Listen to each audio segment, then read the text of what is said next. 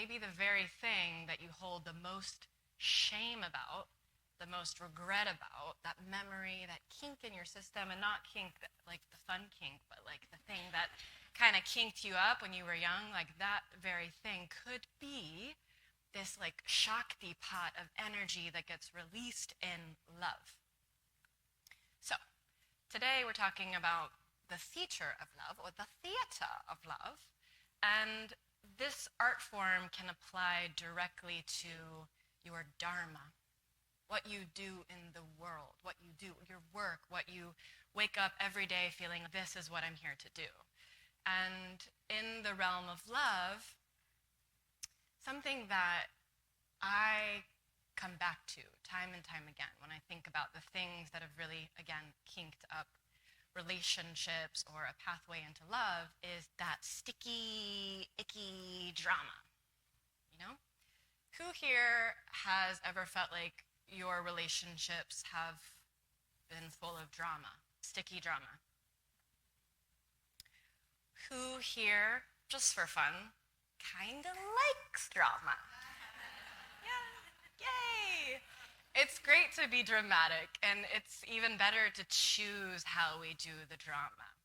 So in the name of the theater of love theme, I want to say that the leading lady role, I won't use these metaphors the whole time, but the leading lady role responds to life.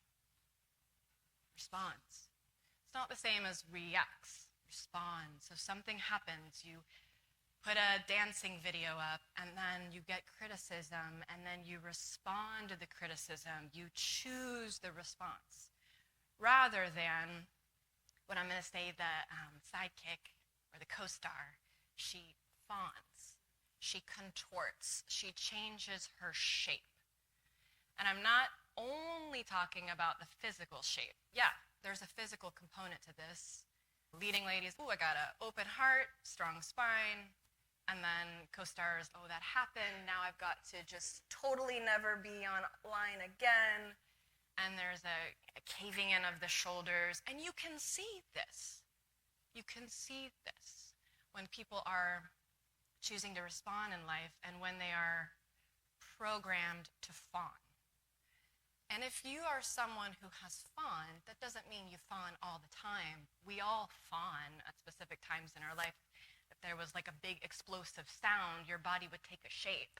And that's okay. We allow that to happen. And we also ask, how do we transmutate those places that have habitual fawning into responding, into feeling our power, into feeling our creative Shakti pot come alive?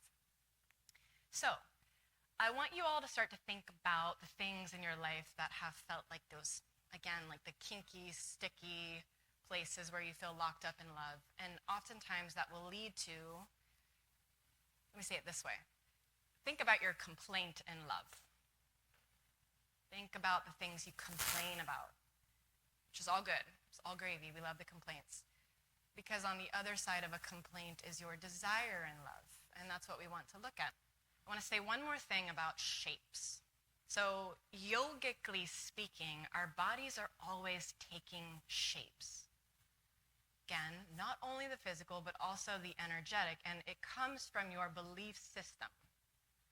Where does your belief system come from? From love? You are caretakers. Your experiences from your caretakers. And we can't really have a full fleshed out conversation about feminine embodiment and powerful embodiment, choosing our embodiment, if we don't also acknowledge and recognize your lineage's embodiment. What's the shape your mom took, if you had a mom? Or what's the shape your aunt took, or the shape that your granddad took? Not their body shape, but what did you feel when they entered a room? Some of you this weekend already have maybe felt someone enter the room and been like, she's here. I don't even know her, but I love that she's here. She feels great. So that person is taking a specific flavor, a shape that feels maybe alive or vivacious. It's something you're like, I want that. I love it. And then there's sometimes people who enter a room or sit down next to you on a bus stop or something, or maybe it's a person you know very well, and they just hold this kind of shape that makes you feel a little, I don't really trust being in their presence. Maybe you say, I don't feel safe.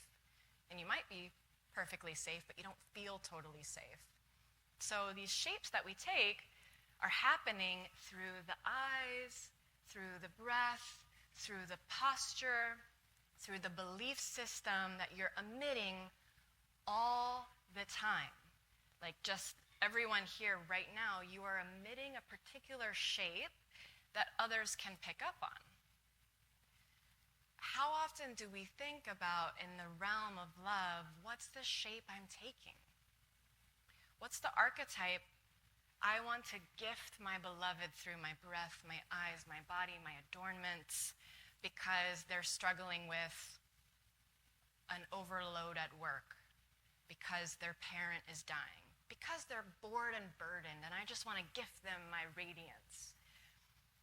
Usually, we're focusing on what do we get.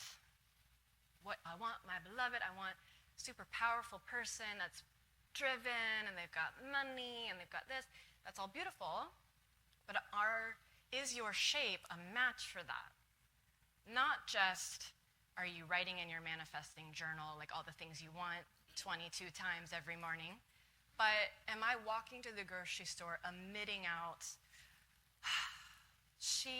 this is one that I've practiced with the last year, she who is so fertile.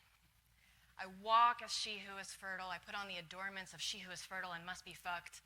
Like, I would go to a Valentine's single event when I was single, and I would wear the special, like, you want to plant a baby in me dress. And that was my offering. Because I also thought, like, that must be nourishing, like, to the right man. That would be nourishing to see me in my daisy dress, and I got my hair pinned back, and whatever I'm doing that day to emit she who must be fucked until a baby is in her womb. And then other days, I am feeling a totally different archetype. I want to play a little more with the dark goddess because things in the house are a little too love and light. Where's the fuck? I want the fuck, I want the depth. My adornments are a part of it, your adornments are a part of it, but what about your gaze? What about your breath? Is it high, shallow? Is it deep, embodied? Maybe even lower your vocal tone just a little bit to match the dark fuck. And just want to say, if you're celibate, this is your practice. If you're single, this is your practice. You're in a 50-year relationship. This is your practice. Does not matter. And I really want to hone that in because sometimes people think, I'll take these particular shapes when I have someone to give the shape to. The whole world is waiting to receive your shape. The shape that you choose because you know the world needs this shape. So again, not only focusing on what do I want, but what does the world need?